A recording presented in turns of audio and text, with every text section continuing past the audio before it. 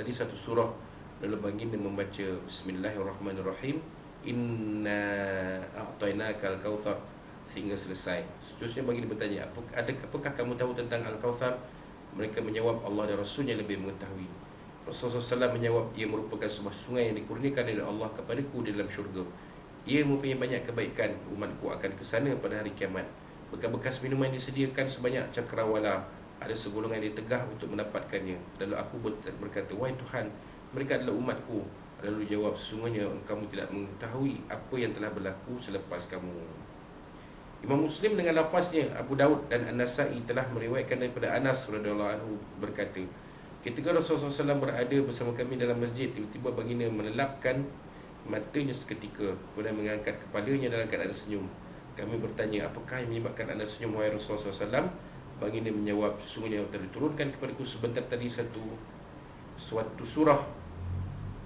Lalu baginda membaca Bismillahirrahmanirrahim, Inna a'tainakal kautsar fasholli li rabbika wanhar inna syani'aka huwal abtar.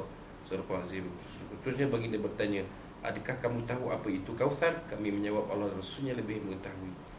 Nabi menjawab, sesungguhnya ia adalah sebuah rumah ia adalah sebuah sungai yang dijanjikan oleh Allah SWT kepadaku, dan banyak kebaikan. Di situ ada takungan air yang minum yang dikekuni oleh umatku pada hari akhirat.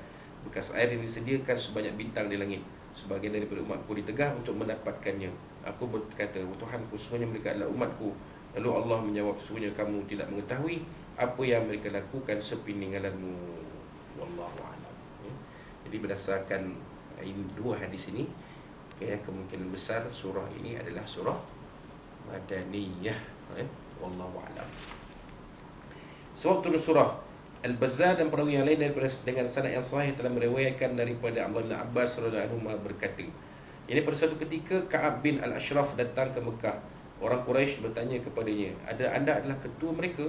Apakah pendapat anda tentang orang ini, yakni Muhammad yang terputus barakah dan keturunan dari kaumnya, dan dia menganggap dirinya lebih hebat daripada kami, sedangkan kami adalah keluarga yang kerap mengerjakan haji, serta memberi minum kepada para hujaj dan pemegang kunci Kaabah. Ka'ab menjawab, kamu lebih baik daripadanya. Lalu turun ayat yang maksudnya, Inna syani'aka huwal abtar. Surah Azim mafhum, sesungguhnya orang-orang yang membenci kamu, wahai Muhammad, dialah yang terputus. Ayat ketiga surah Kautsar. Ibnu Abi Syaibah dalam Al-Musannaf dan Ibnu Al-Muzir telah menampilkan riwayat daripada Ikrimah.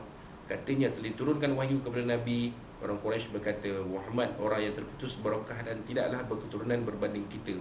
Lalu turunlah ayat, sesungguhnya orang yang membenci Inna syani'aka huwal abtar. Surah Azim, sesungguhnya orang-orang yang membenci kamu, wahai Muhammad, dialah yang terputus. Ayat 3 surah Kautsar. Ibnu Abi Hatim telah mengajukan riwayat daripada As-Suddi. Katanya orang Quraisy berkata, apabila anak lelaki mati terputus keturunan simpulan, apabila anak lelaki Nabi SAW meninggal dunia, lantas Al-As Ibnu Wa'il berkata, Muhammad telah terputus, yang tidak lagi berketurunan. Lalu turun ayat berkenaan. Al-Baihaqi telah mengeluarkan dalam Ad-Dalail hadis yang sama daripada Muhammad bin Ali dan menamakan anak lelaki meninggal itu sebagai Al-Qasim. Muslim Mujahid berkata, diturunkan daripada As bin Wa'il, di mana beliau berkata, aku akan mengejek Muhammad ini dengan ejekan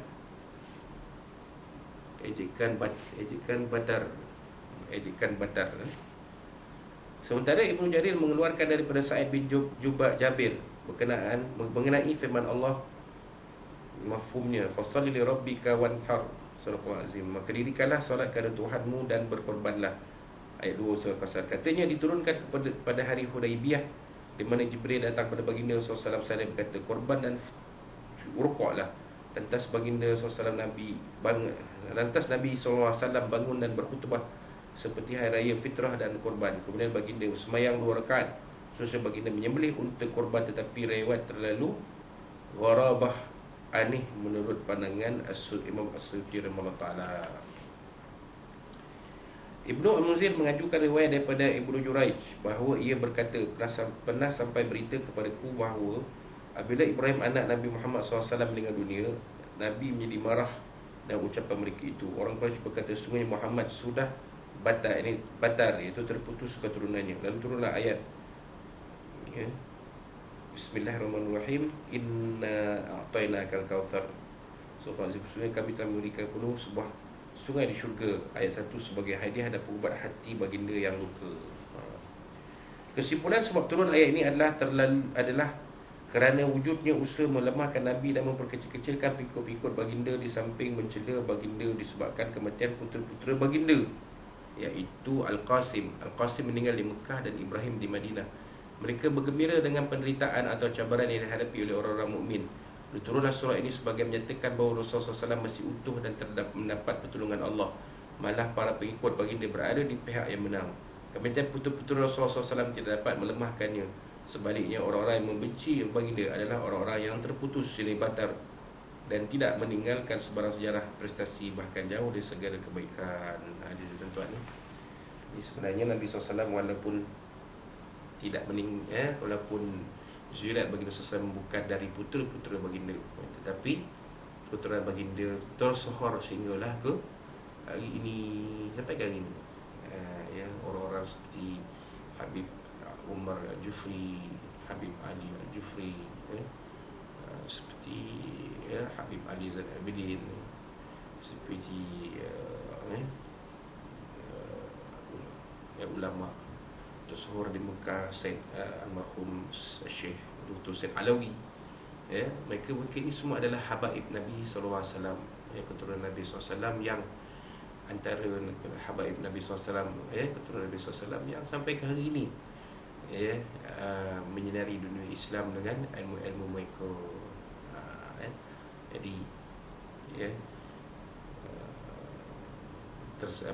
salahlah ataupun silaplah tanggapan golongan Arab Quraisy bahawa keturunan Nabi terputus dengan kematian putera-putera baginda. Malah kematian putera-putera baginda SAW ini, Al-Qasim dan Ibrahim ini, ada hikmahnya yang tersendiri yang kita semua tidak tahu sampai ke hari ini. Allahu a'lam. Itu sedikit pengenalan surah Al-Kautsar. Mari kita pergi kepada hukum-hukum tajwid dan terjemahan harfiah surah Al-Kautsar ini. Maka kita lihat kepada ayat surah Al-Kautsar ini, ayat yang pendek saja. Bismillahirrahmanirrahim. Inna a'tainakal kautsar. Surah Al-Qasim. Inna, in nun syaddah wajibul gunnah. Dengar dua harakat. Inna a'tainaka, nun alif di atasnya bertemu dengan hamzah pada a'tainaka, hukumnya ialah mad jaiz munfasil. Harus dibaca pada kadar 4 atau 5 harakat panjangnya. A'tainaka, na itu nun alif dan na itu mad tabi'i, ada pada bacaan, tiada pada tulisan. Al-Kautsar, Al-Kautsar, alif lam mati, alif lam qamariyah, Kautsar. Jadi kalau kita wakafkan, maka ra itu dibunyikan tebal, kerana huruf fa sebelumnya berbaris di atas. Kalau terus disambung Kautsara, ra itu berbaris atas, kita baca tebal juga, tafkhim. Ayat yang kedua, fasalli rabbika wanhar. Li rabbika, fasalli li rabbika, fasalli li rabbika. Li rabbika, ra itu baris atas, dibaca tebal, tafkhim.